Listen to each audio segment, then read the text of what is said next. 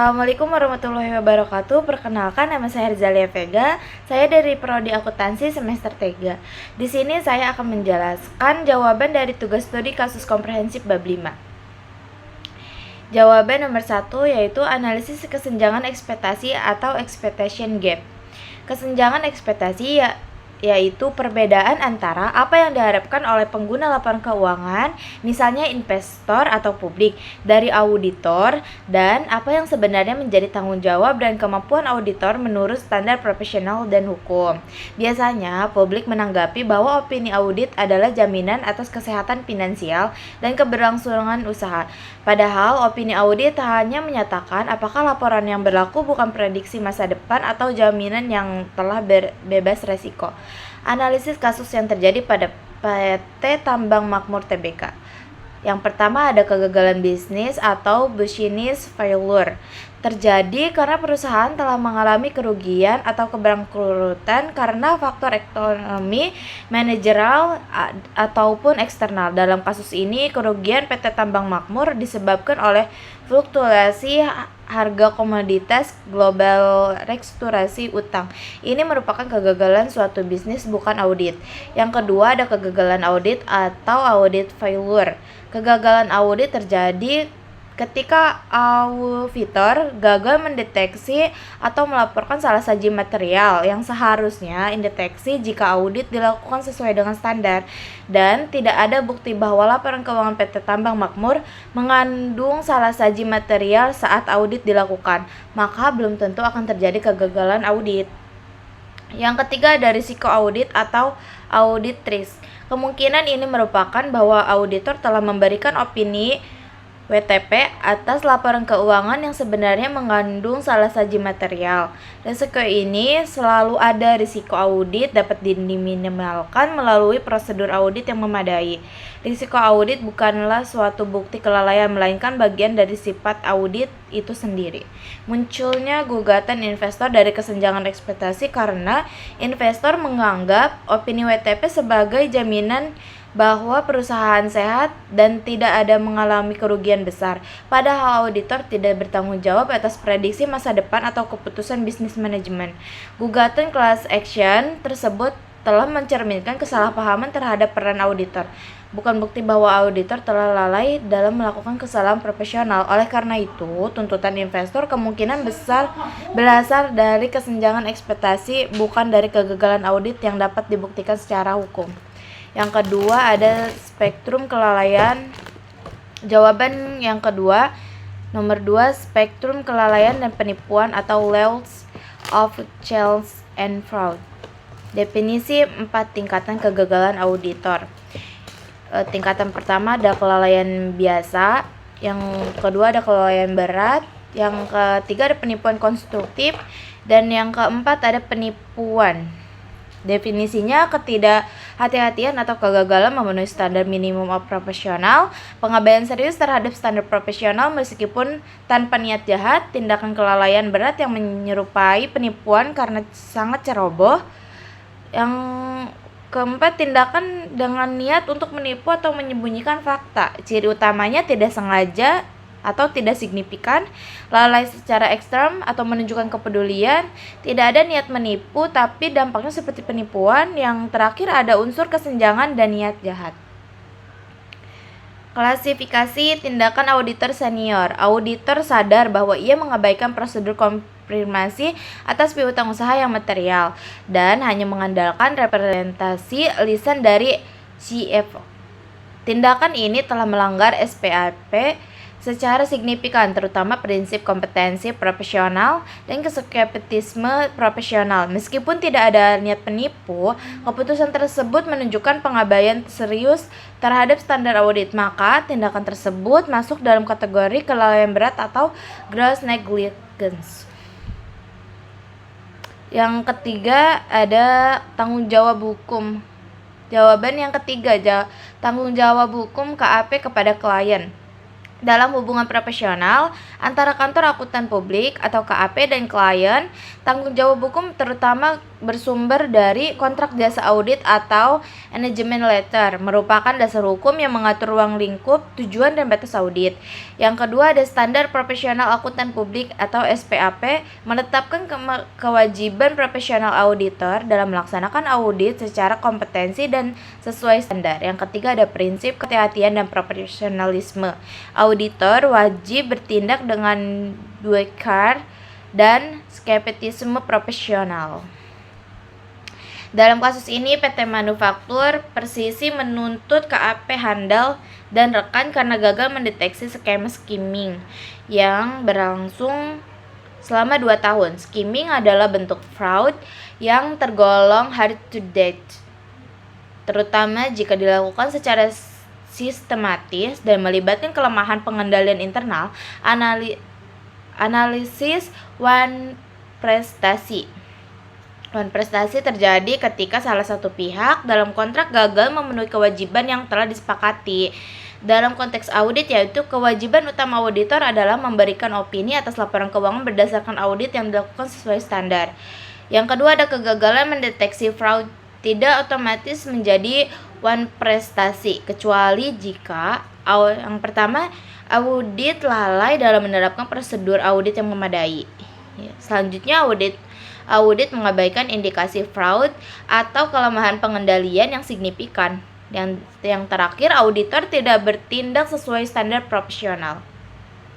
Dalam kasus ini, jika KAP telah melaksanakan audit sesuai SPAP dan ruang lingkupnya yang disepakati dalam surat perikatan, maka gugatan representasi sulit dibuktikan. Evaluasi pembelaan KAP Handal dan rekan. Yang pertama ada surat perikatan, yang kedua manajemen letter, yang ketiga konsep kelalaian kontributif, yang keempat jawaban nomor 4. 3 doktrin common law tentang tanggung jawab auditor kepada pihak ketiga. Yang pertama ada doktrin ultimates privity atau penerimaan manfaat utama. Yang kedua doktrin restatement of torts, present user atau pengguna yang dapat diperkirakan. Doktrin foreseeable user principle, penerapan pada kasus KAP tulus dan sindikasi perbankan, yaitu doktrin ultimates, doktrin restatement of torts, doktrin foreseeable user. Evaluasinya doktrin yang paling relevan dan adil, yaitu menyeimbangkan perlindungan terhadap auditor dan tuntutan yang terlalu luas seperti dalam doktrin foreseeable user. Yang kedua, memberikan perlindungan yang wajar kepada pihak ketiga yang memang berada dalam lingkup penggunaan yang diperkirakan. Yang terakhir, mendorong auditor untuk lebih berhati-hati dalam memahami konteks penggunaan laporan audit. Untuk jawaban nomor 5, dalam konteks IPO menurut Securities Act of 1933, tanggung jawab hukum auditor jauh lebih ketat dibandingkan audit reguler. Investor hanya perlu membuktikan adanya salah saji material dalam prospektus, sementara auditor harus membuktikan bahwa mereka telah bertindak dengan due diligence untuk bebas dari tanggung jawab. Perbedaan fundamental tanggung jawab auditor IPO versus audit reguler. Audit reguler di bawah Securities Exchange Act of 1934, investor yang dirugikan hanya perlu menunjukkan bahwa adanya salah saji material. Investor membeli saham berdasarkan prospektus tersebut, terjadi kerugian akibat informasi yang menyesatkan, dan investor tidak perlu membuktikan niat jahat atau kelalaian auditor. Pembelaan audit utama auditor KAP jelas dan yakin. Audit dilakukan sesuai standar profesional, implikasi praktis di Indonesia, penilaian tanggung jawab auditor dalam IPO, penyusunan prospektus dan conform letter, penegakan prinsip transparansi yang perlindungan investor. Yang jawaban nomor 6, auditor hanya dapat dimintai pertanggungjawaban atas kerugian investor di pasar sekunder jika dapat dibuktikan bahwa mereka bertindak dengan scienter, yaitu niat untuk menipu atau kelalaian yang disengaja. Tanggung jawab auditor di pasar sekunder, membuat pernyataan palsu atau menyesatkan laporan keuangan yang diperlukan. Pernyataan tersebut digunakan oleh investor dalam keputusan jual beli saham. Tindakan auditor dilakukan dengan scienter, yaitu niat untuk menipu, menyesatkan, dan kelalaian berat yang disengaja. Namun, tanggung jawab ini tidak otomatis seperti dalam IPO. Di pasar sekunder, investor harus membuktikan bahwa auditor secara sadar atau sangat lalai menyampaikan informasi yang menyesatkan. Perbandingan beban pembuktian pasar sekunder versus IPO. Dalam kasus Ernst dan Ernst, implikasi praktis untuk kasus PT Retail Online Tbk, investor yang membeli saham berdasarkan laporan auditor dan kemudian mengalami kerugian akibat restatement harus membuktikan bahwa auditor mengetahui atau seharusnya mengetahui bahwa laporan tersebut menyesatkan. Yang kedua, auditor sengaja atau sangat lalai dan menyampaikan informasi tersebut. Ada hubungan kasual antara laporan penyesatan dan keputusan investasi investor. Tanpa bukti scienter, tuntutan terhadap KAP kemungkinan besar akan ditolak. Jawaban nomor 7.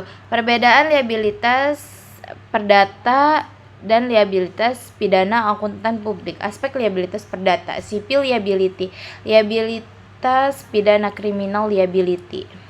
Tujuan memberikan ganti rugi kepada pihak yang dirugikan, memberikan hukuman kepada pelaku preponderance of evidence lebih mungkin besar, sanksi ganti rugi finansial, pembatalan kontrak, restitusi penjara, denda pidana, pencabutan izin, penyitaan aset. Contohnya gugatan investor karena laporan keuangan menyesatkan atau menghancurkan bukti audit untuk menghalangi penyidikan. Analisis tindakan partner KAP dalam konteks hukum pidana. Yang pertama ada menghalangi proses hukum. Yang kedua audit working papers atau penghancuran dokumen audit. Mengapa tindakan ini dapat menimbulkan konsekuensi pidana serius, yaitu ada niat jahat, perintah untuk menghancurkan dokumen menunjukkan adanya international misconduct, bukan kesadaran kelalaian. Implikasi praktis bagi profesi akuntan publik, pentingnya etika dan independensi, yaitu akuntan publik harus menolak perintah yang bertentangan dengan hukum dan etika profesional. Jawaban nomor 8, langkah IAPA, Institut Akuntan Publik Indonesia. 1. Penguatan standar profesi dan kode etik. Yang kedua, pendidikan dan pelatihan berkelanjutan atau PPL. Yang ketiga, ada advokasi dan perlindungan profesi. Langkah regulator PPK dan OJK.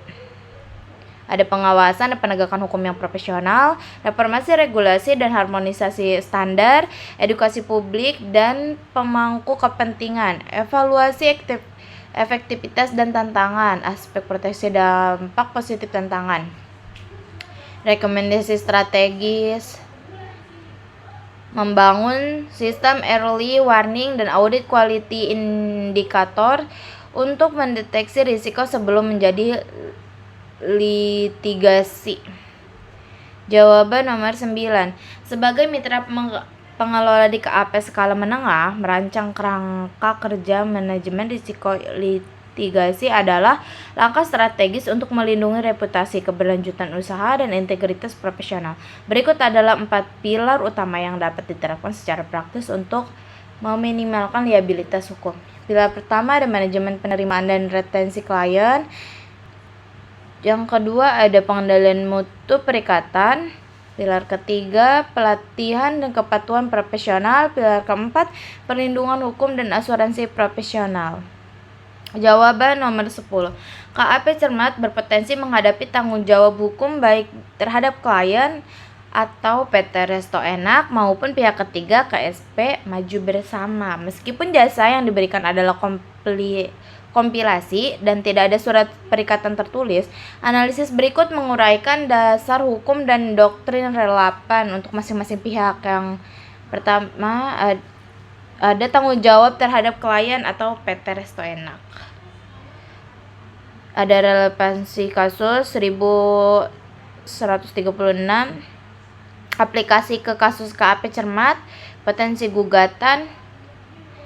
Yang kedua ada tanggung jawab terhadap pihak KSP maju bersama, doktrin-doktrin liabilitas pihak ketiga, aplikasi kasus KAP Cermat, kesimpulan dan implikasi praktis. Tanpa surat perikatan, risiko hukum justru meningkat karena tidak ada batasan eksplisit atas ruang lingkup pekerjaan. KAP Cermat berpotensi digugat oleh klien dan pihak ketiga, terutama jika laporan digunakan untuk keputusan ekonomi dan disusun secara lalai. Terima kasih. Jika ada kasus seperti ini, maka di Indonesia pasal 1365 KUHP Perdata tentang perbuatan melawan hukum dan menjadi dasar gugatan jika KSP membuktikan bahwa kerugian mereka akibat kelalaian KAP Cermat. Sekian, terima kasih. Wassalamualaikum warahmatullahi wabarakatuh.